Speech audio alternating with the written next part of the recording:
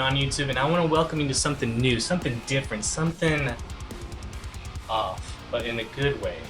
First thing is, have you ever watched Captain America Civil War? Yes. Yes? Okay, so if you were to pick, were you Team Captain America or were you Team Iron Man? Well, I know we know where we're going, but I picked Captain America anyway. Regardless? Well, for the movie, Mhm. I know what we're going to do. I know that I would have picked Captain America because I didn't think Tony Stark was paying attention to what was going on. Well, see, I was a huge Tony Stark fan, and I kind of feel like I can relate with him with a lot of that stuff. So now that we got that established, let me ask you, do you know what the definition of resurgence is? I know definitions of resurgence. Let's go ahead and Why hear don't you one. go ahead? So resurgence is rising again to life, a resurgence of interest, and that's where it brings into this absolute brand new and different type of series that I am going for. Mm-hmm. It's something I've been actually studying in the background, something that I think is going to be super beneficial and apply towards the modern Christians. And I'm calling it right now, I'm dubbing it as Resurgency of Christianity. Mm-hmm. Okay, so bring forth back to life the way of Christianity should be a promise to what we can do to them, right? Mm-hmm. And I think it kind of has that parallel feeling towards, my brand, Reborn, where we're borning again. Right. But Resurgence is a good way to actually light more of a fire, more of a passion in this type of an episode that we're doing for you, because we are here with two different mindsets, correct? We have someone who's youthful and innovative and full of himself like Tony Stark, and then you have someone who still likes eating at Luby's every Sunday. Oh, no. No. But it's a different mindset that we can both There's old use. people at Luby's. I don't like Well, old well, at least I'm not calling you No offense to the old people. That may right? be At least I'm not calling you a capsicle or something like that from the movies. Oh, But it's something different where we I get forgot to about that. go against each other on different theses, different studies, different views, and different methods of the Bible and the way that New Age studies versus Old Age studies, and something that the viewers, and I'm thinking about putting like a weekly poll after these episodes are launched so you can vote. Are you Team Broski Ed or Team Innovative Felipe? You know what I mean? But it gives you a different mindset of how people operate, Mm-hmm. We all have a unique method of studying, understanding, and applications, right? Mm-hmm. Some people like to write everything down. Some people like to put it all on their tablet or phone, right? Mm-hmm. Especially if you can't write. Exactly. I got a doctor's chicken scratch That's what I right got. there. Or some people feel like, the real old timers, like, well, you have to read it from the book. Otherwise, you don't gain it. But I like to read it from the tablet because it's a little bit lighter and I can take it easier on the go instead of just throwing it in the backpack. Mm-hmm. But remember, you're doing the old school methods and I'm doing new school methods. We may do this, but you might find that there might be times we agree. I might be working my side disagreeing with what I'm saying. Exactly. So, it can happen that way, and that's the point of this episode is we're here showing both of our methods and ways and understanding and what we interpret things and see things, and we're going to duke it out sometimes, but in a very professional and hopefully no black eyes intended afterwards, right?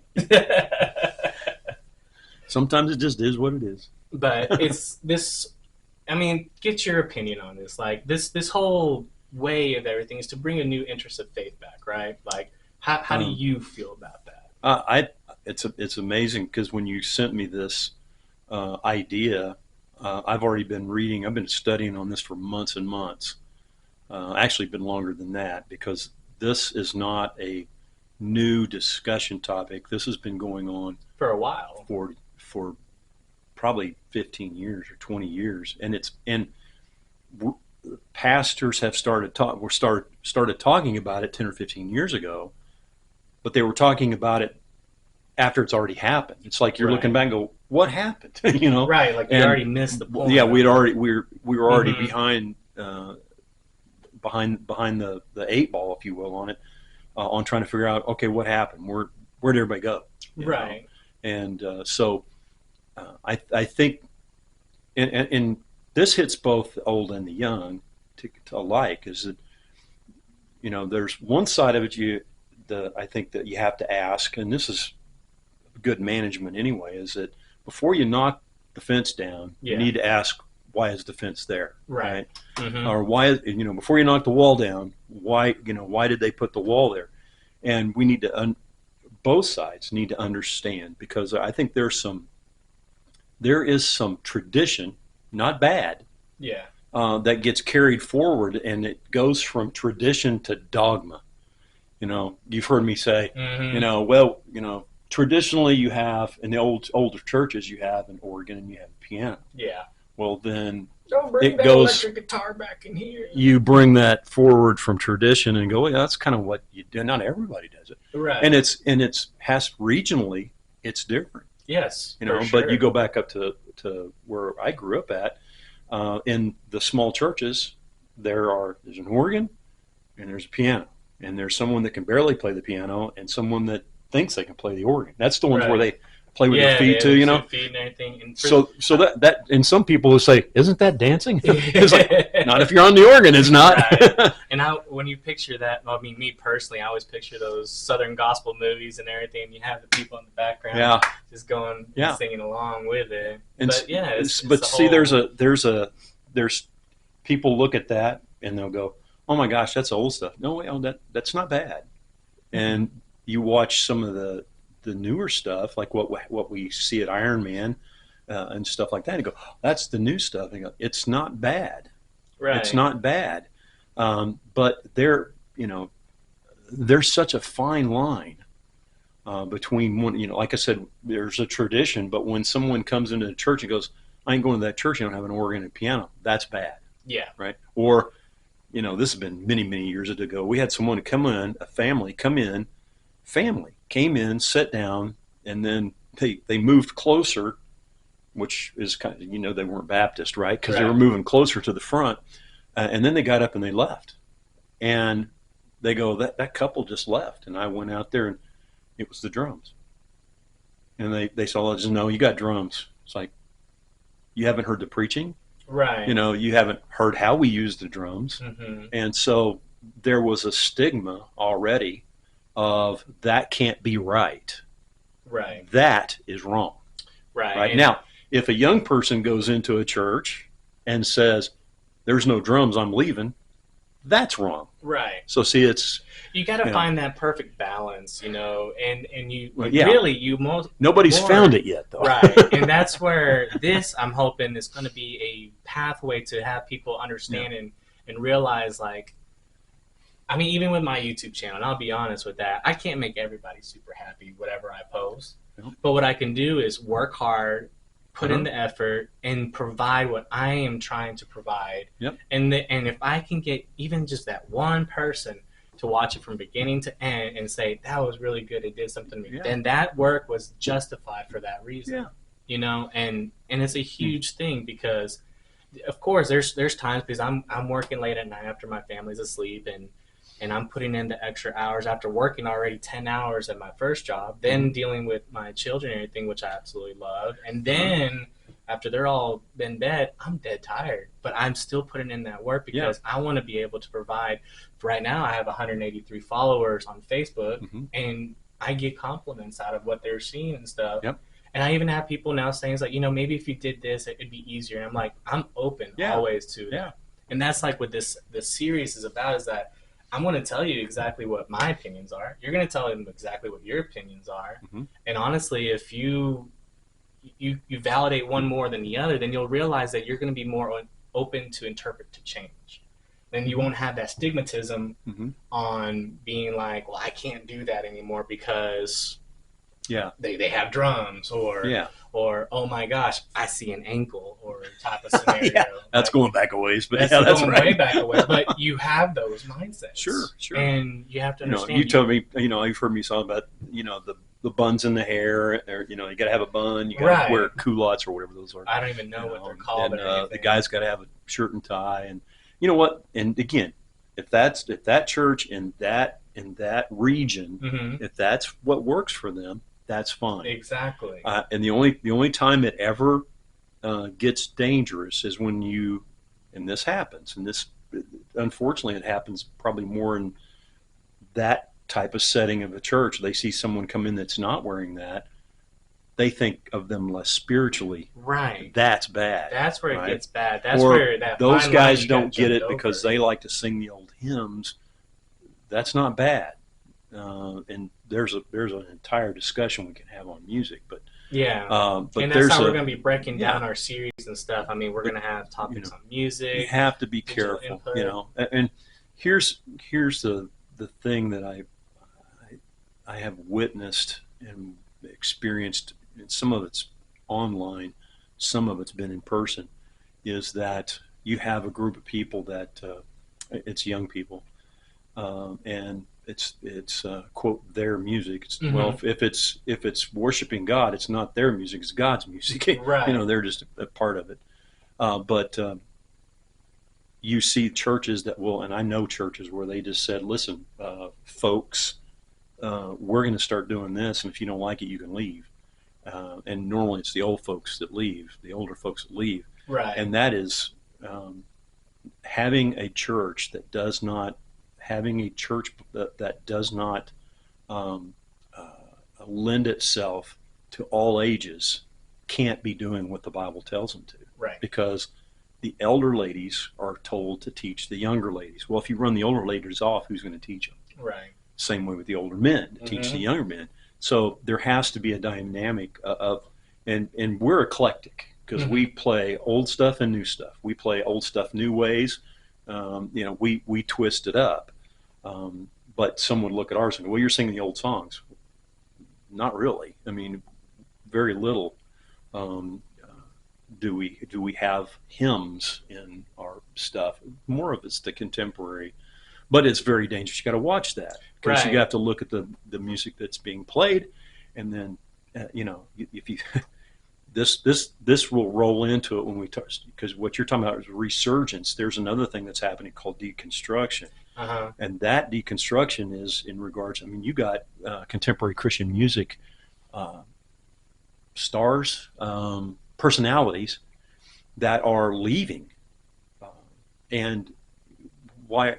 You listen to the song that they sang or singing or maybe made famous, and you go, how can you go from that to this? Now, it's not new. Yeah. It's happened back in, I can go back 15, 20, 30 years, and it's happened where they just kind of fall out. Yeah. You see that happen. But when you listen to the music and you go, okay, what are they singing? You know, and does it glorify God or does it glorify me? Right. Right? Yeah, Or for does it sure. make me? Does it make God? I was messed up, and God, you came in and fixed me so I could go back and do my thing again. That's not what we want to hear. Yeah. But that I like um, I like all kinds of music.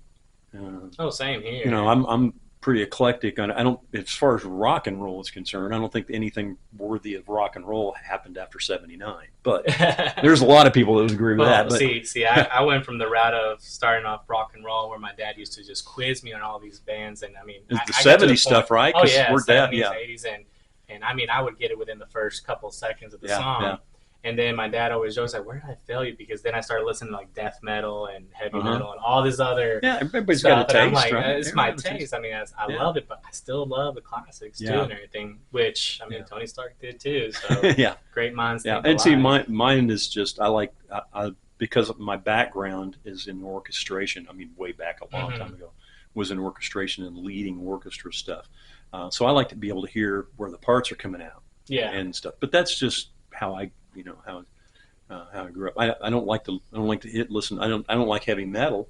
But of course, we got a guy that plays in our praise team, loves heavy metal, and it's like, okay, great. And every once in a while when we're at practice, he'll show us how he likes heavy metal. And it's Uh, funny because it can actually be transitioned to like what I'm doing with the Godcast and stuff. Which just to and I'll recap a little bit more of what's going on with Godcast after all this. But I've had some people always give me feedbacks like it's something I enjoy listening to, but it's hard to watch, and I get that. I yeah, really sure. do because I mean, who wants to stare at us for like 40 minutes? I mean, I don't Yeah, even my like wife doesn't. that. Same here. Yeah.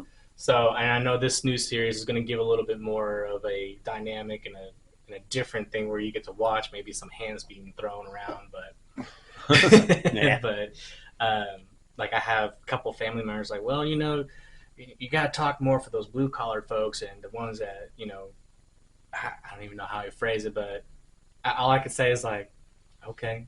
I mean, I Yeah. can talk about my Ford F-150 here in this next episode, or Yeah. something else. But I mean, everybody has something different that they like, Sure. and I learned that you got to respect that because that's their taste. Sure. Yeah. Absolutely. That's what That's they why they will make get. Fords and Chevys, That's why I right? make Ford and Chevys. Dodges don't really count, Yeah. but sorry, Dodge fans. No, but it's just different personality, different traits, Yep. right? And Yeah. this series and everything is all about the dynamic of different personalities and different studies. Mm-hmm. And you sent me that list, and I actually just downloaded the book, so I should be ready to go. The Deconstruction of the Yeah. Church, which that's the first one I'm going to start reading into. Uh-huh. So I have a little bit more background stuff, and to also include with my studies on this whole new series and notes that I've been kind of writing on myself. But when it comes to the differences in Scales. scales of personality, like Okay. coming in from no, not personality, backgrounds, different traits. There we go, different traits and backgrounds of the way that people grew up. Mm-hmm. Okay, Mm-hmm. that's way better. Remember, I speak words bad. Me speak them. me sound like Tarzan sometimes because I That's speak what I was fast doing. and my Yeah. brain thinks. Yeah. But Did you ever watch Tarzan? I The did. new one. The new one. Yes, the one You with notice the when he was speaking there, when he was in London or wherever, he was yes, very, very Englishy. yes, And then we got out there and he started Miko. He's yeah. like, It's what? one of the What changed? Skarsgård brothers. Skarsgård. Yeah. Yeah. But Yep. and I think this is where we might start with our first episode is the background of people, is because we all grew up in a different lifestyle of a household, right? Like like some families grew up where you had to wear particular clothes, had particular Bibles, had particular songs you had to listen to. And then you see it where the families, and not saying all the families, but then you see the families actually get upset with their children. Example like Dr. Reichman, where they don't want to attend their church anymore. They found a different church, and they think that You're that's talking about when he got saved and his yeah. family. Yeah, that's a big cultural. And that's something that it's a sneak peek, but and not something we're going to go real in depth of. But that's going to lead into what our first episode's about. Do you think there is a split difference in today's times of people disowning their children when they decide to change or break a church and go somewhere else? Our American culture, Yes. we don't do that.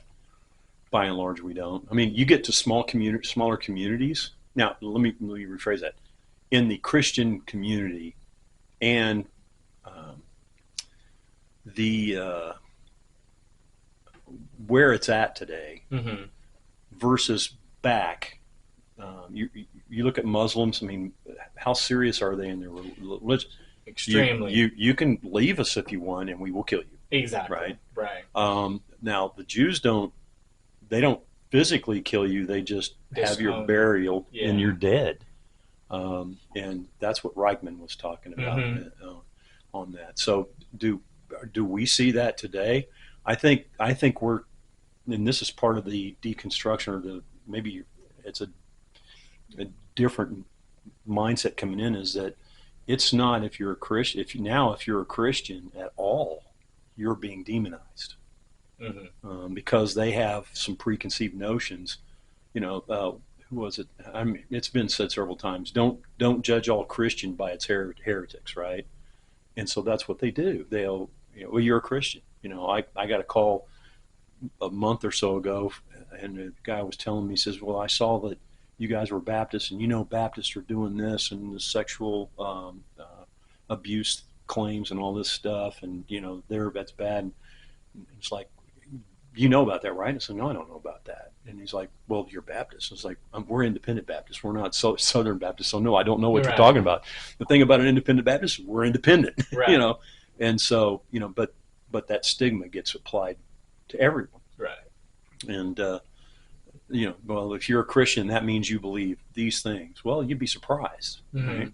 Yeah, for sure. And let's go ahead and just pause it there. And we're actually going to wrap this up. And this is just the intro of it all. Yeah. And as you can tell, it's a whole different feel for all of this. You know, it's not like talking real softly or anything like this in normal cast. But we're going to have more fun with this and be a little bit more, I wouldn't say edgy. That's not Animated? Animated. Boom.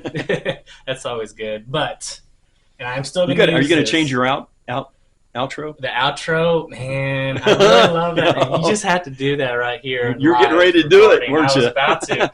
But it's such as a, you know, until I can think of something good and something new for this series, this is still the Holy Dome, no matter what episode is recorded. And just to recap, Godcast will still be coming out, but we're going to focus on trying to convert those into a podcast file, so that way you have more of an enjoyment of listening on the go instead of staring at us. And then you'll see the new series, Resurgence of Christianity, start populating more. And be on the lookout for my new YouTube shorts. I know you got to take a little sneak peek of that. My first one I got to put up 71 views in the first 24 hours. Wow. It's pretty cool, and it's hit around 200 countries. So. Wow.